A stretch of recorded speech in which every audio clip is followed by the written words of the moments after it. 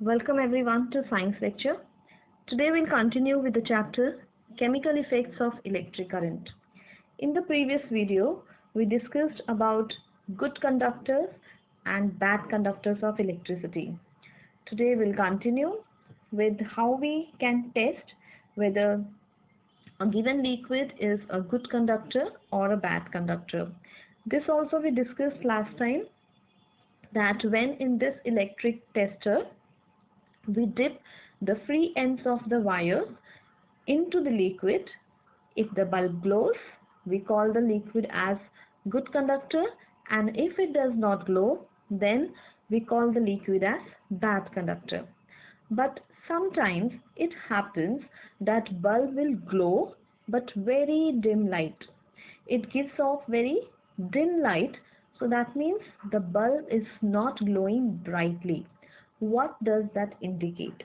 It indicates that the liquid is a conductor. It is allowing the current to pass, but it is allowing very weak current to pass. So how to test such liquids? Because why this happens? Because we all know that the bulb glows due to heating up of the filament. But if the current passed is not strong enough to produce enough heat which can make the filament glow, then sometimes it may happen that the current is flowing but bulb may not glow also. So we may conclude that the liquid is a bad conductor, which is not true. So in such cases, we can replace the torch bulb with a different type of bulb, which is called as LED.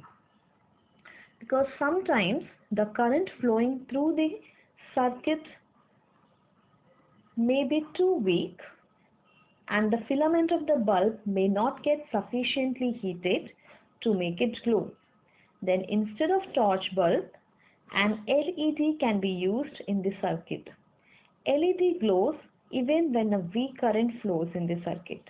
So this is the speciality of the LED bulbs, that even if the weak current is flowing through the circuit, it starts glowing.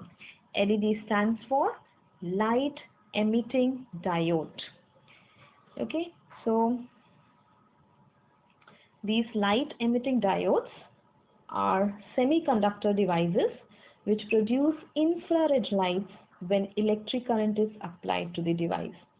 Okay, so therefore this problem can be solved. So instead of using torch bulb, we can use LED, so that even the very poor conductor, that is even if the conductor is a poor conductor, it is very weak conductor, we will say, not poor conductor, that it is allowing very weak current to pass, that also can be tested using these LED.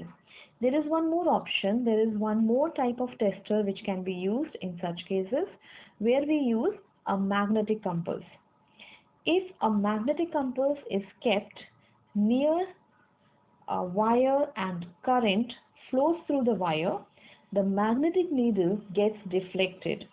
So we can use a magnetic compass instead of torch bulb or LED in the circuit. The magnetic needle gets deflected even if a weak current flows in the circuit. So what we have to do, what all we have to do is just replace the bulb with the magnetic compass.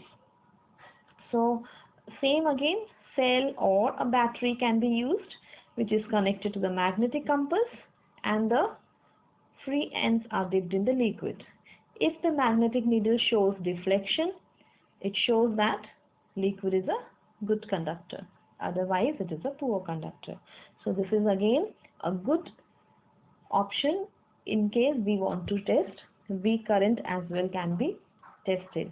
So we can use different type of electric testers to find out whether the given liquid is a good conductor or a poor conductor. Now next we will study if the liquid is a good conductor and if we pass electric current through the liquid, what will happen? What will happen to the liquid when we pass electric current through this? And that we will study as chemical effects of electric current. But before studying exactly what happens on passing the current, there are few terms which you all must understand. First term is an electrolyte. What is an electrolyte?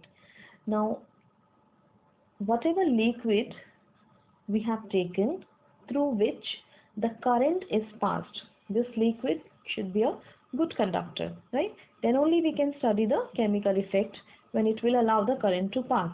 So this liquid what we have taken for passing the electric current is called as electrolyte.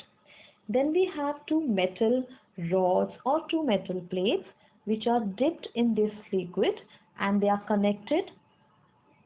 For example, here this is the liquid and these are the two metal plates which are connected to the source of current. That is, it can be a battery. Now these two metal plates which are connected to the battery are called electrodes.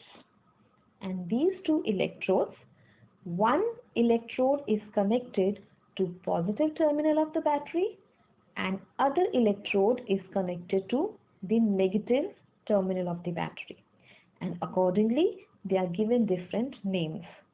The electrode connected to positive terminal is known as anode and the plate connected to negative terminal of the battery is called as cathode. So children, first learn about these terms. What is electrolyte, cathode, anode or electrodes, and then next we will study the chemical effects of electric current when the current will pass through this liquid. When they are connected, when we switch on the battery, the current will start flowing through this liquid and there will be some changes. Some changes will take place in the liquid which we will study in the next video. For today we will stop here. So today we have discussed two more types of electric circuits testers, that is